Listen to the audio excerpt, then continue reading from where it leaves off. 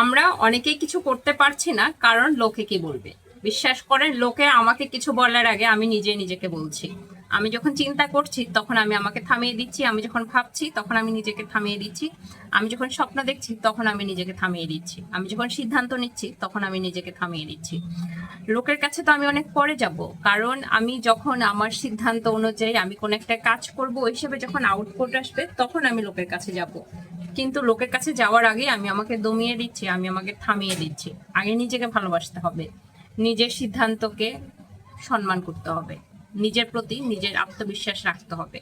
আপনাকে যে কোনো কাজে সফল করার জন্য আপনার আত্মবিশ্বাস থাকাটা অবশ্যই জরুরি। কারণ মানুষ যত আত্মবিশ্বাসী হয়, মানুষ তত কাজের প্রতি উদ্যমী হয়। নিজের মধ্যে নিজের আত্মবিশ্বাসটাকে গ্রো করবেন।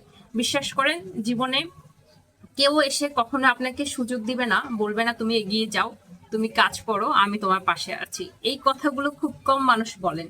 আপনি যখন আপনার সফলতায়, আপনি যখন আপনার চিন্তা, দক্ষতা, যোগ্যতা দিয়ে সামনে এগিয়ে যাবেন, তখন অনেকে এসে বলবেন ওনারা আপনাকে চিনেন, ওনারা জানতেন আপনি পারবেন, ওনারা আপনাকে সবসময় দোয়া করে আসছেন, ওনারা সবসময় সাপোর্ট করে আসছেন, এবং আপনার এই সফলতার জন্য ওনারা আগে থেকে অপেক্ষা করছেন। এটা হচ্ছে অসংখ্য অসংখ্য মানুষের সাথে ঘটে যাওয়া ঘটনা। কিন্তু শুরুতে কিন্তু কেউ বলে না তুমি যাও, তুমি পারবা, তুমি চেষ্টা করো, তুমি পারবা, তুমি চেষ্টা করো, তুমি এগিয়ে যেতে পারবা, তুমি সফল হবা, তোমার মধ্যে দক্ষতা আছে, যোগ্যতা আছে, তোমার মধ্যে ক্রিয়েটিভিটি আছে, এটা কেউ বলে না। তাই আপনাকে কেউ এসে কখনো কোনো কিছু শিখিয়ে দিবে না, বুঝিয়ে দিবে না, আপনাকে কেউ এসে আপনার হাতে হাত রেখে বলবে না তুমি পারবা। আপনি আত্মবিশ্বাসী হন। যে মানুষগুলো আত্মবিশ্বাসী ওরা কখনো কোনো কিছুতে ঠকে যায় না। ওরা পথ পরিবর্তন করে কিন্তু গন্তব্যে ঠিকই পৌঁছে যায়। পথ পরিবর্তন করুন, একবার পারেন নাই আবার চেষ্টা করুন, আবার পারেন নাই আবার চেষ্টা করুন, আবার পারেন নাই আবার চেষ্টা করুন। বসে থাকা তো কোনো সমাধান না।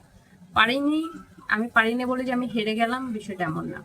আমি পারিনি মানে আমি শিখলাম, আমি নতুন করে আবার কাজে নামলাম, আমি নতুন করে দক্ষতা অর্জন করলাম, আমি আজ কাজের ধরন পরিবর্তন করলাম, তাহলে আমি এগিয়ে যেতে পারবো।